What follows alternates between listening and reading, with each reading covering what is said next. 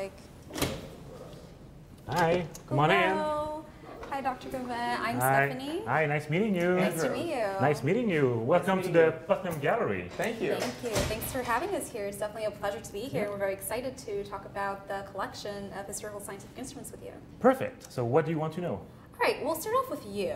Sure. Can you please tell us a little bit about yourself, about your work here? Why do you do what you do, and what do you find interesting about scientific instruments? So just a bit of background. So I did a bachelor degree in mathematical physics in Montreal. So that's the weird accent that you're listening here. And then I decided to start doing history of science afterwards. I discovered the field, and then I very much liked the field. And I was working in a museum, in a small museum in Montreal. And then they had a small collection of scientific instruments, and I got interested with that.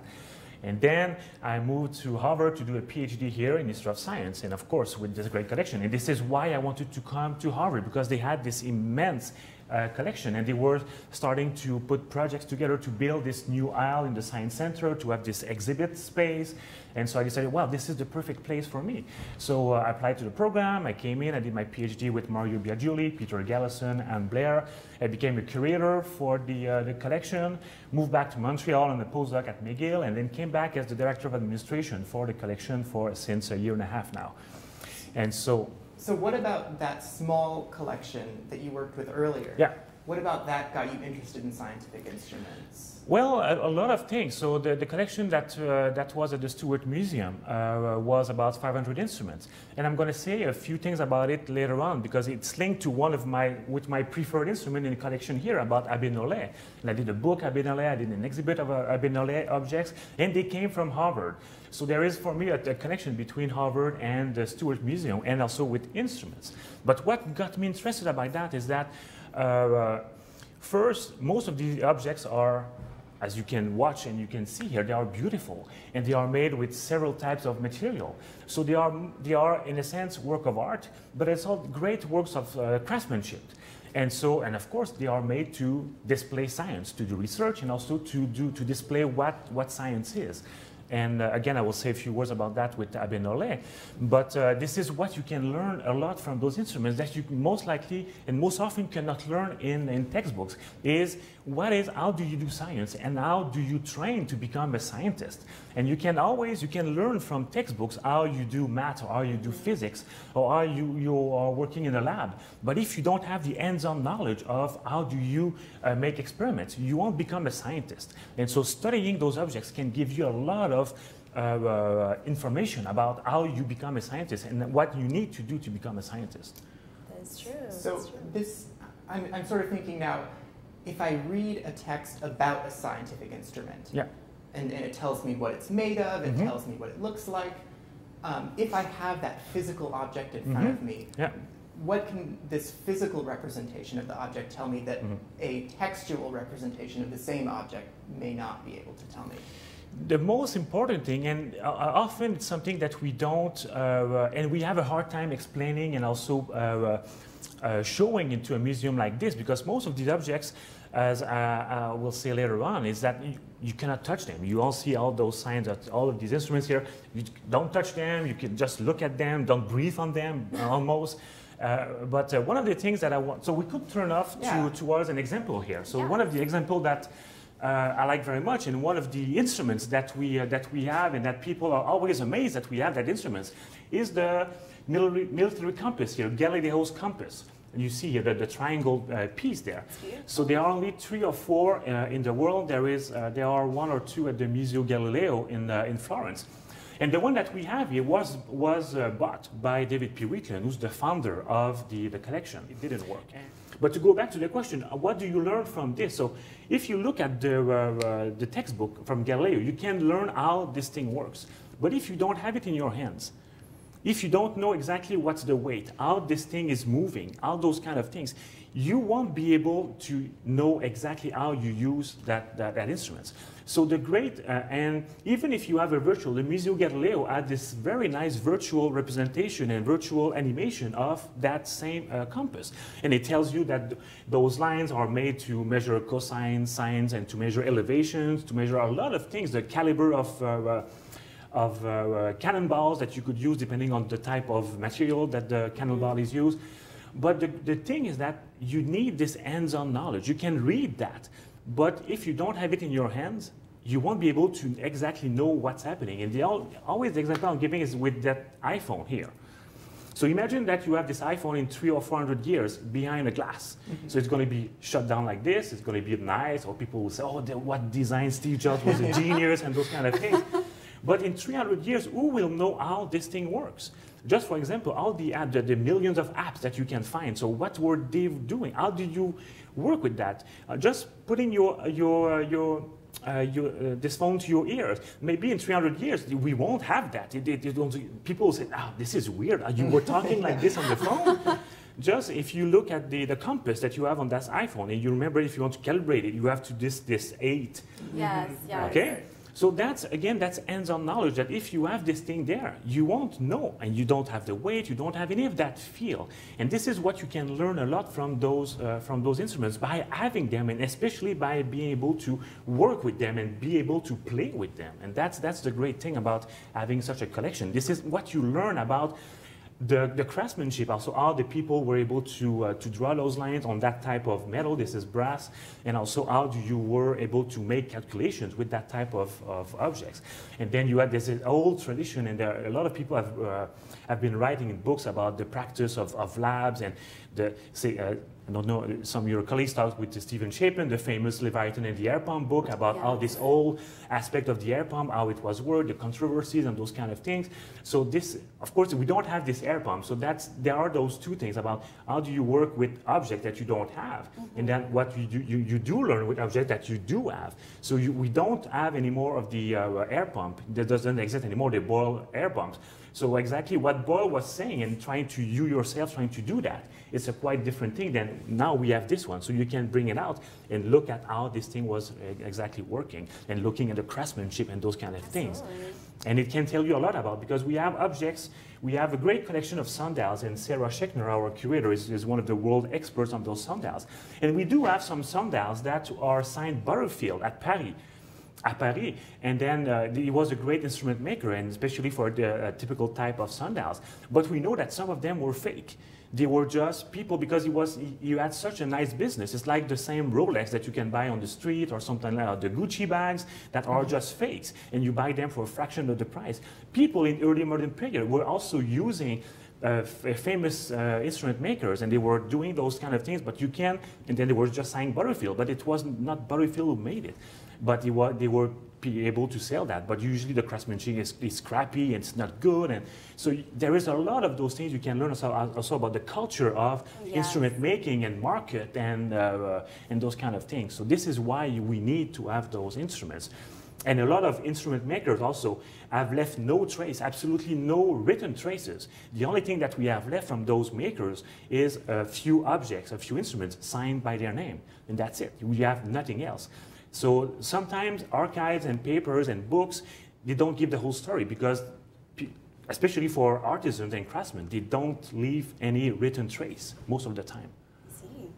Well, the students in the sophomore class is exactly what they'll be doing throughout the semester. They'll be, this week at least, they'll be investigating scientific instruments from this collection. So could you show us like another instrument and show us how you would go about approaching an instrument, and how you would sort of like do the history of that instrument and learn from that instrument? Is there anything else you could show us? Well, I can show you the one that I mentioned to you, the one that I prefer, I call it my baby sometimes, but and it goes back to what I said about my link with Harvard. So this pump was made by Abbé Nollet. So Jean-Antoine Nollet was a French scientist. He was an abbé, so he was not a priest, but just I think it's a deacon, as we say in English. And so he started in a very poor family. Then he just went through the ranks. And he became an academician, so at the Académie des Sciences in 1739. But he was mostly famous for the instruments that he made and the books that he wrote about how do you use those instruments and how do you teach physics and science in general. But this pump, what I like about this pump and about studying that pump is that you can look at first of the design. You look at the design of that pump and you see why was it made this way? It's so nice, it's so beautiful. Can you even work with that? Yes, you could. The idea of this pump is that Abbé Nollet was aiming for a specific audience.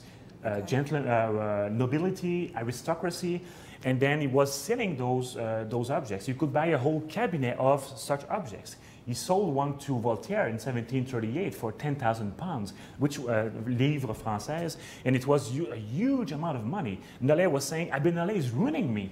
But he knew that the only person who could provide him with such exquisite objects to put in the Château de Cirey with Madame de Châtelet and be able to use them also to teach science was Abbé Nollet in 1738. So what do you do with that? So the things that you can do and the things that you cannot do. So you start by looking at it, you start by looking at the mechanism, so what this thing could do. Abbé Nollet, at the end of his life, wrote a book, L'Art des Expériences, where he was telling people how you could make one for yourself. And when you start reading the whole description, it's dozens of pages of the type of wood, the type of lacquer that you were using, the type of metal, those kind of things. You start looking at that, and it's really that pump. So in a sense, somebody today could look at and could verify and look at that text, and it could almost reproduce one as identical as this one. The only thing that at some point I would very much like to do, and then again it goes back to the idea of conservation, is that some of the parts that you see here are hidden, especially the parts that you find in the tube here, where you create the vacuum. So with the piston and everything. Yeah. And in that book, he describes how indeed you put that piston together. Oh, is it really like this? Is it really in? So you have to dismantle this whole thing and then basically put it in pieces and then look at inside and then just put it back together. So who can do that? It's a tricky thing, and you have to do that with conservators, but you could learn a lot from those kind of things. Right now, my guess is that inside the piston is just everything is dried. It's been too long. Abbé Nollet was very adamant about also where do you put oil so that you make sure that the leaking was also an important factor in those pumps, but even though by the mid-18th century that problem was not as important as it was at the Boyle's time in the 17th century. But you can look at those kind of things. One of the things that is so fascinating about that pump also is a small thing that it's going to be hard to see on the camera, but you can see on the website on Waywiser. If you go on our online database, you will see it. There is a small stamp on a few of those brass pieces here. There's one here. Oh, yeah. I think there's one here. So what is it? It's a C with a little crown on it. And it was, for us, it was very exciting to discover that, because that C with a little crown, it means that the craftsmen who made those pieces paid the tax that was imposed by the government, the king, at the time between 1745 and 1749 to pay for the wars that the king was doing. So everybody had to do it. If you wanted to be legit and be able to sell those pieces to anybody who wanted them, you had to put that stamp. It meant that you paid that tax. And so for us, it was a great indication that, wow, this one was really made between 1745 and 1749. Because I think that the way that Nollet was working, it was by having a lot of different people working, because how the guild system was made in the 18th century is that people were working on wood could only work on wood, not on brass. And then people working on brass could not do some stuff on wood, and the same thing with glass and those kind of things. So you had to coordinate with different type of craftsmen to bring everything up and then to make the object in the end. And so that this one, we know that it was meant and it was made in that time period between 1745 and 1749, and it was legit. And I've found some correspondence sometimes saying that Nollet not only sometimes went to more how do you call that, more suspicious people that were not likely part of the guild, and it was for the only reason was that that person was very good. He was a great craftsman, and then he wanted to have, and maybe also save some money, I don't know, but that's not clear in the correspondence. But so again, so what you learn by looking at that object, that specific object, if you look at the books I mentioned to you in the Leçons de Physique, where he's using that instrument, there you could learn for a lot of the things, but by looking at that object specifically, And by that step and those kind of things, by looking at the design, you learn about culture, you learn about craftsmanship. Again, as I mentioned before, you learn about how indeed Abinale was working in some kind of a network with a lot of different type of people, and especially with a lot of different type of artisans. And this is why, first, as I said, it's a beautiful object. Yeah. It's a fantastic object. There are a few other pumps like this in the world, but this is the one that is just fantastic. That's the one that's the best kept. I think it's fascinating. It's not just the object, but everything that's associated with it. When you're studying the instrument itself. Of course, you have to remember that you can learn a lot by those objects, but you still need, when you can, the books and the archives. You can learn a lot from those kind of things. But the important point is that you can learn, as I mentioned, you can, especially when you can start touching it and moving parts, and if you can learn so much more than if you didn't have that object, and especially the little stem there. If you don't have that, then so you learn from that indeed Nollet was part of a whole guild system, and if you wanted to have things done for him, for his instruments, then you had to go through the system. What's standing out to me too is what you're saying about how a scientific object comes from, it's embedded within a certain context, within a certain culture, within a certain social structure, and that is reflected in the scientific object. Definitely. If I can just point out to another object here, which one, that's the first one that you see when you entered into the museum. It's the grand orrery made by Joseph Pope in Boston. And again, what you learn a lot of those things about what an object is. So as you can see, this is a representation of the solar system. And then he started, I think, 1766, he started building it. He wanted to build some, he was a clockmaker. And you understand that because when you look inside, you see all those gears and mechanisms. This is the mechanism that you needed to make the planets rotate in proportion to where they are.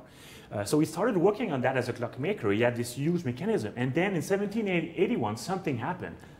A new planet was discovered. Neptune was discovered. And so if you look at the planets that you find on that thing, the last one is Saturn. But Saturn is at the very edge of this whole mechanism. So imagine that after working 5 years and more on that thing, a new planet comes in. So what do? You just change your old gears, because if you have another planet, then it means that you have to change the gearing mechanism underneath. You have to make it bigger because now you're at the very edge with Saturn. So he decided, well, no, I'm sorry, I'm not going to go through that. It's just too much work. And so he continued for another 5, 6 years, and then he finished it. And so again, you can learn a lot. And so science is always improving. Is always, you have new knowledge. But sometimes there are some moments where you have to, at some point, saying that, well, there's no way I can do that. I'm not going to scrap 5 years of work and just continue.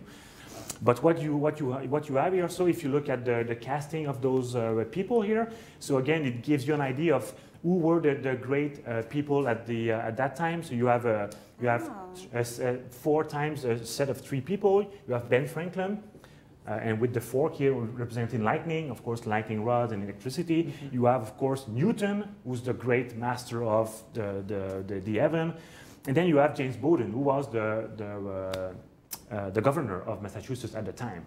And so again, looking at such a piece, you see that indeed you have the science, the statements, and then you have, of course, politics that's always involved with those type of things. So again, by looking at that thing, it almost burned in the fire, by the way, just 2 years before. There was a big fire in Boston, I think in 1786. And then the governor, James Bowdoin, just sent people just to bring out of the Joseph Pope's workshop because it was going to burn down with the rest of everything, and they wanted to save it. So again, so there is a lot of stories about Boston, about great fires, and so the people that really wanted to save this thing, but for a lot of people, it was very, very important to save that because it was just a great representation of science, but also a great representation of what craftsmen in Boston could do, because it was one of the great mechanical objects that were made in Boston at that time. So they wanted to save that for prestige and for those kind of things. Well, I'm glad they did. It's absolutely beautiful. Yes. Yeah. Well, we're surrounded by beautiful objects here. I mean, it'd be interesting to know a bit more about the collection itself and how it came into being and how all these objects were acquired. If we could walk around, it'd be great to see what more the collection holds. Yeah, I mentioned the name a few times, so David P. Wheatland. So David P. Wheatland was an alumnus of Harvard in 1922. And so he came to Harvard, but he did a lot of physics anyway. And then he went back to his own, the family business. And then he just a few years after that, he came back to Harvard and became the assistant director of the Kraft Laboratory in physics. And from there, he started buying books, rare books about electricity and magnetism. And of course, when you start buying those books, what do you see inside those books? You see engravings, images of instruments. And so from those instruments, he started looking around Harvard in his physics department and elsewhere. Oh my God, we have all of that stuff here that you find here that was bought at Harvard in the 1760s, 70s, 80s.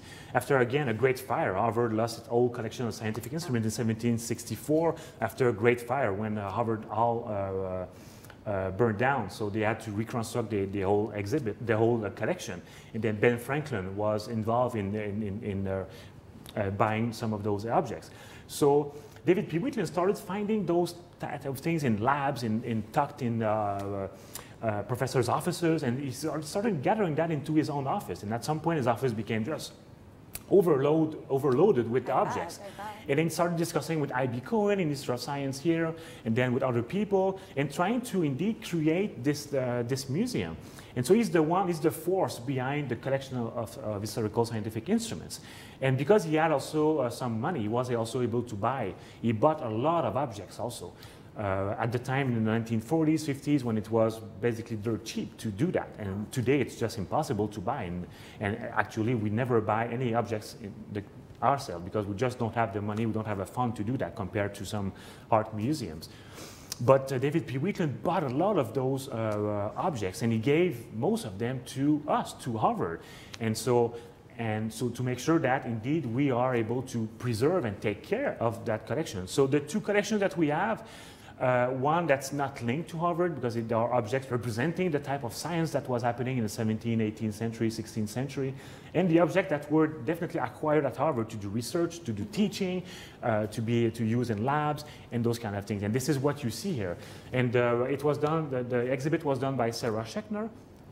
So you've spoken a bit about how museum curators go about positioning objects in certain places. So we have the orrery positioned right at the front, and we have this chronologically placed. Yeah. Could you talk a little bit about the decisions that go into putting a certain object in a museum, where it goes, why is it in this position as opposed to this position, things like that? Well, it always depends on the creator and the type of story that you want to do. So we, in that case here, what we want to do, because it's the permanent exhibit, so we wanted to give a taste of what the type of object that we have. And some of them are our most precious objects. I mentioned the Galileo compass, for instance, the Gabin-Nollet pump here, the Benjamin Martin orrery here, or the Grand Orrery that I also mentioned before, the cyclotron. So those are the kind of key objects that we have in that exhibit. So how do you coordinate and how do you put all that together? Well, that's a decision that mostly the curator and the design people are doing together. What we did in that case here is that we wanted to have something that would be more chronological. But we had that space, and the space was empty. If you look at those cases were made for us and were made for the collection. They were custom made. You cannot buy those on the market. So when you look at those, what do you see? What does it remind you when you look at those cases? Prisms? Yeah. Exactly. So the curator, again, Sarah Schechner, tried to make sure that when you're looking at that, first it's all glass, so you can see from all over. You can see everything that's in within one of those cases. From here, you can also have a direct vision, you can project yourself into time. So and throughout the whole space, through everything. You can see through everything. So you can talk, and because they are made like prisms, you can talk about the reflection and the refraction of those objects. So from this one to the other one, and how do you? So there is a lot of those things that come into an exhibit that sometimes, and most of the time, it's not very well explained to the visitors. But if you spend the time here instead of just walking through in 10 minutes. If you start spending the time here looking at the design, looking at everything, you start, oh yeah, well, this is cool. And you start making those connections that if you just spend 5 minutes here, yeah, you won't be able to do. But still, it always, what is the story that you want to tell? How do you do that? It's almost like a text, the way it can tell a story, the positioning of objects, the same way. Yes, because yeah, you can definitely say that. Yeah, you can make a point. You can make an argument for that. This is a storyline that you want to tell, and how do you tell it the most coherent way possible, the most articulate way possible, also. So we're surrounded here by beautiful instruments, very old instruments, at the intersection really of history, science, and art. Could you tell us a little bit about conservation and how do you maintain all these instruments that you have here? So for that's a very good question, because one of the core mission of the collection and any type of museums is to make sure that we preserve that heritage for ages. Basically, that when an instrument or an object comes into a museum, basically it's at perpetuity. So the goal is to keep it for generations and generations, for 1,000 years if possible.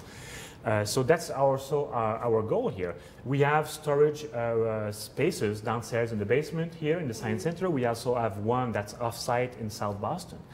But the one thing that you have to note, and most people sometimes don't think about that, is that the space in which you are here in the Putnam Gallery and also upstairs in the second floor gallery, it's a different type of space than you have in the rest of the Science Center, because you have to always monitor the humidity and temperature to make it as constant as possible, because the variation of humidity can also affect very much, and the temperature can very much affect objects, depending if they are made of wood, or brass, or those kind of things, of metal. So you have to take into account that concept. There's one little thing here that I can show you, so that there is this one little instrument that's very tiny here, and it's part of the collection, but it's not a historical scientific instrument, but it's a small instrument to measure humidity and temperature. And so our collection manager goes every day. She goes around the Putnam Gallery, the storage areas, the exhibit area upstairs also, and to make sure that we have this type of constant humidity and temperature. And so what you find in that space here, it was meant to be this way. And so to make sure that it's as constant as possible. And you won't find that elsewhere. And for us in winter, it's especially difficult, because in the winter it becomes very dry. So you have to have a special type of machines and also ventilation that will make sure that it's pumping enough humidity into the atmosphere of that space to make sure that we keep that as constant as possible. Variations are always allowed, but they have to be very, very slow. So if it's going from 40 to 55, you can do that. But if you're going from 40 to 55 in just half an hour, this is when the stress happens. If it's going from that variation over several weeks, then the objects can adapt more easily than that. And the same thing, so usually when we get an object from another museum, the object is brought in, and then we leave it inside its box for, if possible, 2 weeks, so that it can adapt to the environment in which it is. And then after that, you can remove it from the box, and then you put it on display in a case. And so we're very, very conscious about those kind of things, and this is very important. Sometimes it's things that people don't know, but we put a lot of efforts into making sure that indeed those objects are well preserved for, again, as I said, generations and generations, so that indeed people in 500 years will be able to see those same clocks and those same objects as we do today. And that would be fantastic if we could. Yes. That's a goal. Thank you so much, Dr. Gilman. Yeah, thank you. That was wonderful. Sure, my pleasure.